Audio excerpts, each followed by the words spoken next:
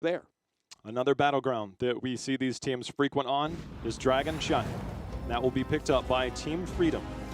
See if they can keep up the magic. And we saw it yesterday, Dren.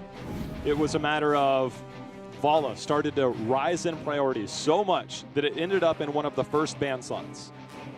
Lutano, maybe finding a new home. Do you take the Tassadar away and say try it with something else? Do you take the Vala away and say try it with a Cassia? Do what you will. Outside of those major slip-ups for Octalysis, you just said, I mean, it's not like Octalysis wasn't dominating for a large portion of that game. In that middle phase, they had clear control. And one mistake, Team Freedom just ran with it. A guy who's not going to be able to run around here, Genji, as he's taken away. The deep response from Freedom on Dragon Gyre, wave clear. Got to be a focus here from both sides. Last time we got Octalysis on a wave clear oriented map, though, they just went with the Maiev combo and just dictated the rotations through that kill potential. Will Freedom give them the option of that Maiev? Here's the question. Do you ban Medivh or do you ban Abathur? Because Octalysis has run that Abathur composition on this with like that Samuro style. Yeah, it could come in. You don't have to commit to it here, because if Team Freedom picks it up in their first two spots, then you can deal with that. Octalysis, they can pick something here, wait for the other two picks on Freedom, and then try and make a play for it themselves. I'm really curious now with the way this draft is playing out. I agree.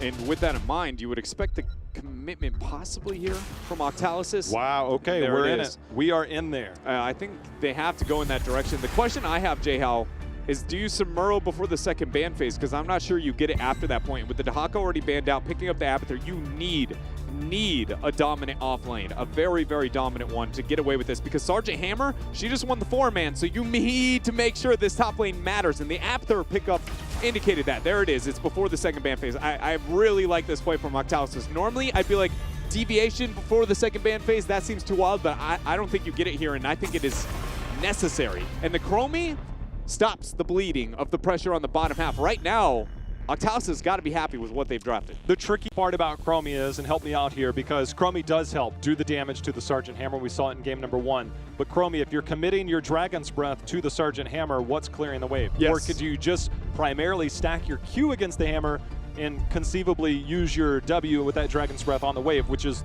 generally how you would see that, but it seems like they need some help maybe in that clear department. I do agree. So they're going to need somebody, and that's why this is really curious to see the Abathur and the Samuro committal in the top half of the draft, because the Chromie is not going to be enough. And oh my goodness, what do we see past that? But what can take a Samuro, maybe a Tas Illidan here, is that is the answer. And J-How, I've been begging for some Illidan, but I'm not going to lie. I'm not confident Samuro's the matchup that he dominates hard enough for me to like it, because both are bullies within their lane. But if Samuro Abathur had it, I think he gets the upper hand. But how does this work? If I've got Tas Illidan in the top lane and Hammer and Deckard in the bot lane, you have to get Tas in the 4. You can't put him up top. Okay. You put Tas on top, you lose your bottom half of the battleground all day, because the Sergeant Hammer doesn't have enough siege.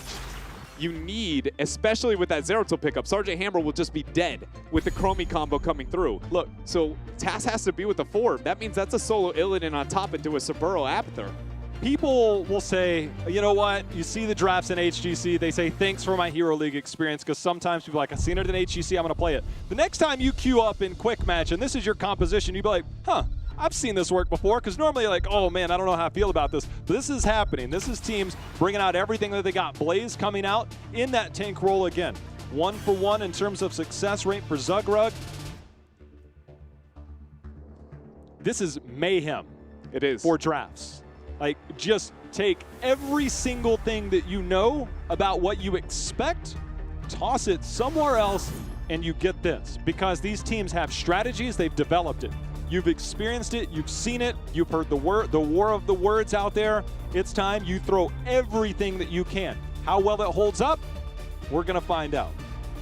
It's wild. I really wish I understood the Samuro Illidan matchup a little bit better. I know that Illidan, the first thought I think everybody has is Samuro auto attacks, and that's where his damage comes from. Illidan can evade that, so that's going to be a big win there. But I think the damage output starting at like level 7 spike for Samuro is so high that once you just ignore the evasion and that downtime bursts into it, especially if he gets a hat, he's going to have that out sustain. If that happens, like I said, I don't think Task can be up there and be able to aid. And if he's joining the Hammer, then it's like, what does the Zeratul Chromie defense look against a Hammer, which to my mind is like a better version of the original Chromie Genji.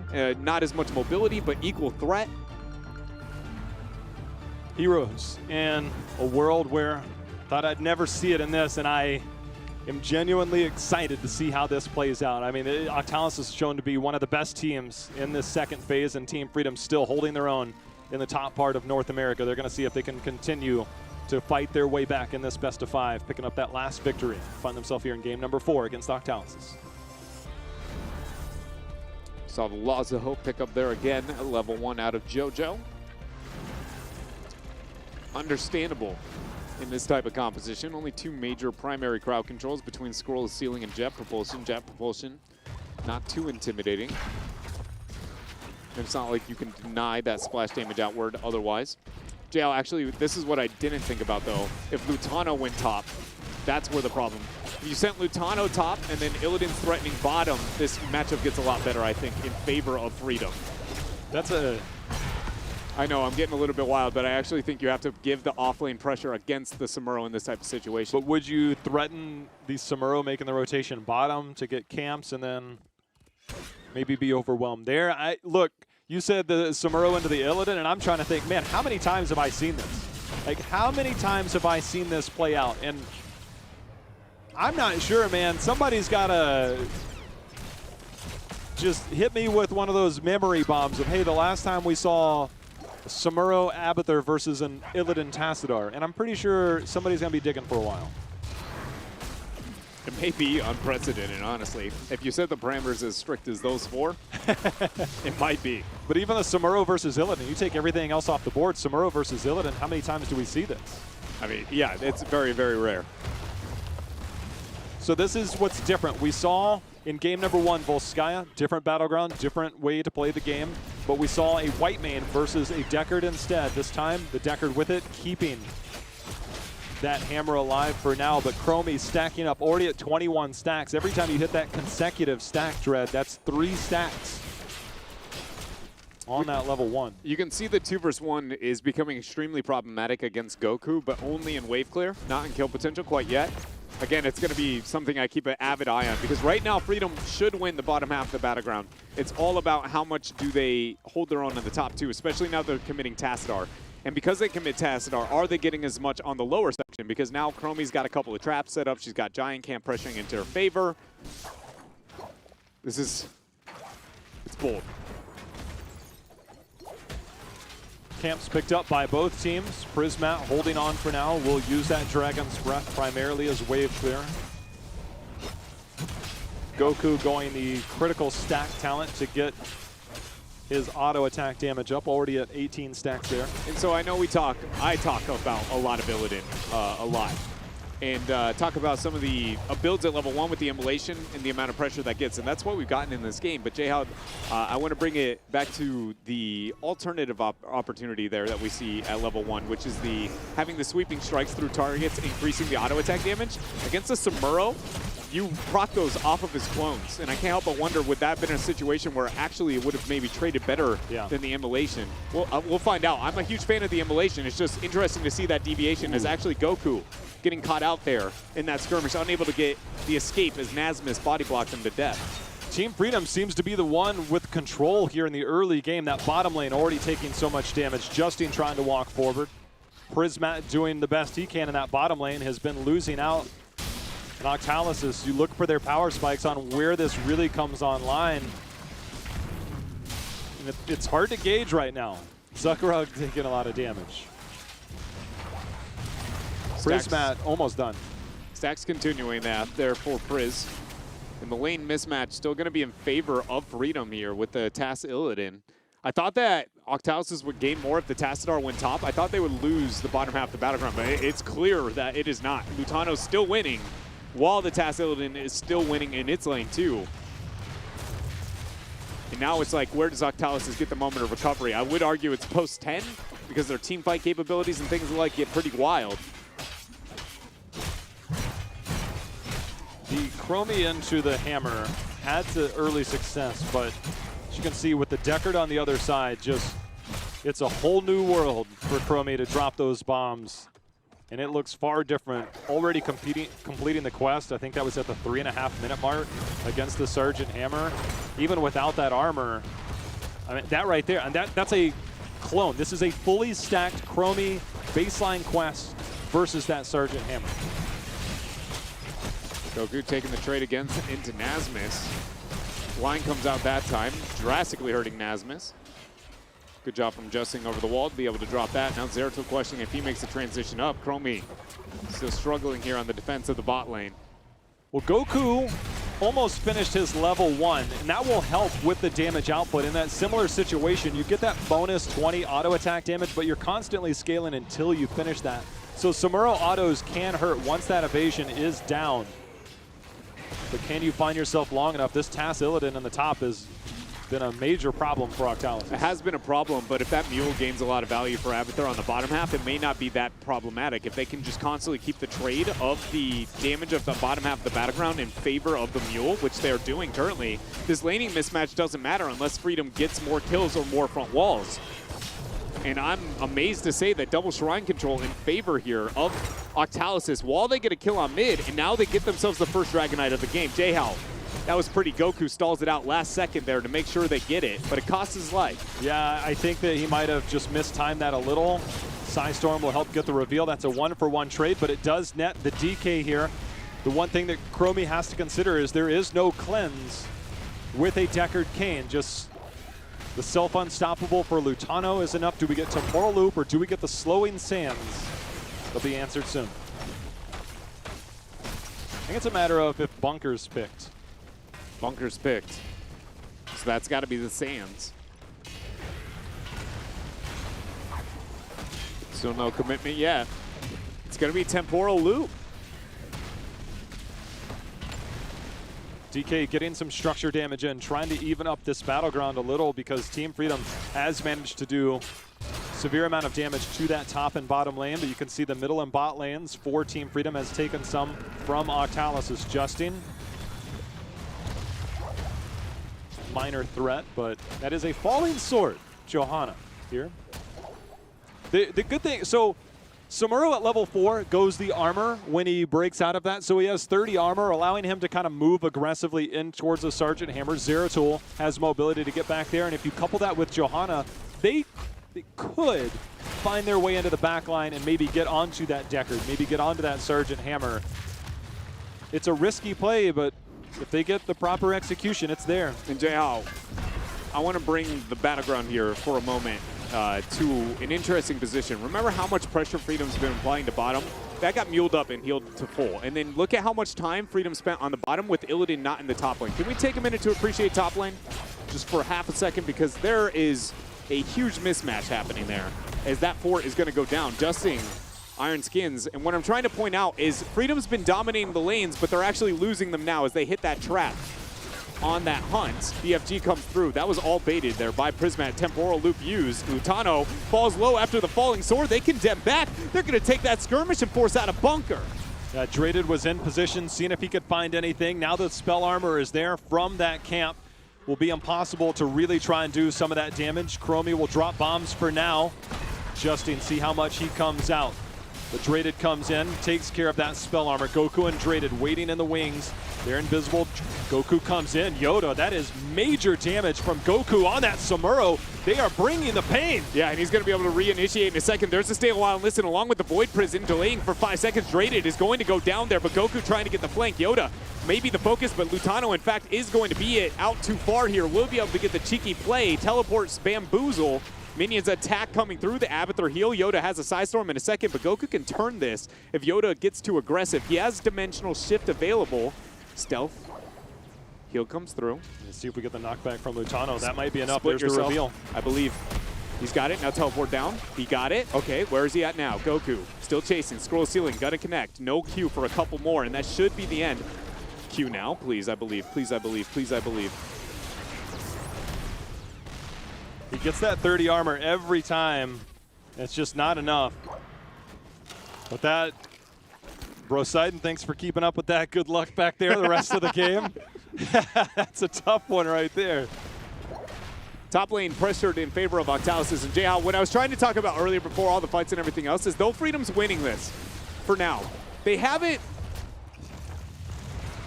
aren't in such a breaking point that it is too problematic for Octalysis based on this unique composition they have with the Samuro offlane. Because they traded fort into fort, now it may be a problem with Lutano and the siege of the Illidan on the bottom half here.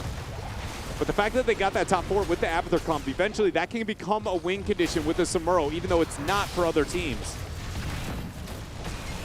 Samuro making his way down. We'll see if there's any more. Clone is out. See if they commit. That is a Johanna clone. Goku will find the Spider Mines down, find his way right back. See if he makes his way towards that top lane. Push with that camp. Because they stacked Samuro now. We've seen it before. They have pressured that top lane in the past. See if that becomes a point of focus. That's the hunt used, meaning just for wave clear. Yeah, but he's got a full auto in this off lane just to get the reset. So whenever you see an Illidan use that like that, you can expect him to just AFK clear, which means bottom lane is a huge point of pressure now for Octalysis. This is Zugrug taking the trade into Goku. Goku's going to swap over. There's the oil. No ability to get the channel quite yet. Here comes the rotation. Traded comes in. There's the BP onto Zugrug. Got it. That's enough. And the falling sword falling up. Stay a while. Dragon Knight not too afraid of that. Illidan yet to make his way down, and Jayhao, like I was pointing out, whenever Illidan hunts to a minion wave, it pretty much means a free initiation elsewhere. That was I'm not sure the Illidan would have saved it, but there was no reason to use that there. There's so many points. So if you ever watch competitive, to highlight what Dread's saying is that if you're ever on a Dahaka, if you're ever on one of those, there's a huge audible queue for hunt. It's slightly different now, but you can see it traveling across the map. You can tell when a Dahaka uses that Brushstalker, the kickback on an Asmus. The minute that shows in competitive play, it highlights to your point. So in competitive, it's very rare that you'll see somebody on a hero like Illidan use that for that type of situation. And so, just to add a little science here to this little snippet here, because headphones and how your brain functions and processes audio and visual cues in competitive gaming, audio cues actually help you react a little bit faster. So those type of situations, whenever you hear that, your ability to identify that situation and then react accordingly to it is greater than even the visual. And it just puts you in a position where it's a win-win scenario as long as you can capitalize. Double camp, though, bottom for Team Freedom. We saw them siege up previously. There's no wall in the way. This is double camp pressure. 16 for Octalysis near. They have the Goku Samuro in the top. See how quickly they come back. Zeratul is already making his way back, but Samuro will try and counter push. Lutano sieging up on the bottom. Camp's incoming. Samuro can backdoor eventually the core even in this kind of composition, and they have the opportunity to void against the core and stall it out. What I'm trying to highlight is eventually they might take a trade in a split push composition, and I'm not surprised if Octalysis one holds ahead here. His Buds on that clone is going to be able to back out. Still is Lutano looking to threaten out that keep, as the top keep being threatened there by the Night King. See if they get the mule down. Abathur chilling in the mid. Lutano taking damage. Goku comes in. That's going to be enough. That's going to be on for kill number one. Falling sword is available. Look for Justine to try and rip this. See if he can track him down if needed. Instead, they're going to zone out Zugrug for now, who will get the jet propulsion, the double stun, and that's enough for a double kill. And Octalysis picking up the pace. This top camp did work up here. See if they can get back to defend this in time. Yeah, I talked about the top lane win-win on the early even fort trade. This free damage onto this keep is miles here for Octalysis. It means the world, really. It really does, because now if they're going to go bottom and try and take that trade once more, he can just backdoor on the top half, take the keep, and start going, hey, would you like to try and end the game? Because between my Chromie and my Void and my Mule, I am going to stall this out long enough that Samuro, he just one-shots this game. Dread, that top left camp that just got cleared up. That's been pushing for so long. You're actually going to see it respawn soon. That's how far ahead they are in this, but you won't see it respawn for now because this is a free DK picked up by Octalysis. Some early damage done in the spot lane, nothing to write home about, but now the double lane pressure that you just mentioned, Goku going top lane, Dread. So this is a different Dragon Knight than every other Dragon Knight we've seen on this battleground right now, and this is only based on the composition of the Samuro. It's a delayed Dragon Knight. Until they see too many resources committed to top, then it's try and hyper pressure as much as they can. They see the Illidan displayed with the Samuro matchup right now with the Hammer anti-siege. It makes it a little bit difficult. difficult, and that is why we see Johanna joining. This is, again, not about bottom pressure. It's about splitting pressure for top enabling. And the falling sword comes through. Nasmus still with the evasion, though, able to survive. Now Goku has to retreat. Even Blanca was used. BFG is going to miss. DK starting to put pressure into that mid lane and get some structures down. This might not net a keep, but it nets crucial experience in the race towards 20. We're now looking at a level and a half lead in favor of Octalysis. The DK, 20 seconds away, only 30% health left. We'll get some minor poke from here on out, but that's probably about it. If Octalysis can lock in that top keep, that will be the final major win condition and breaking point for them in this game. They've got to walk away from that Dragonite feeling accomplished, but a little bit disappointed in the fact that they weren't able to secure that bottom one.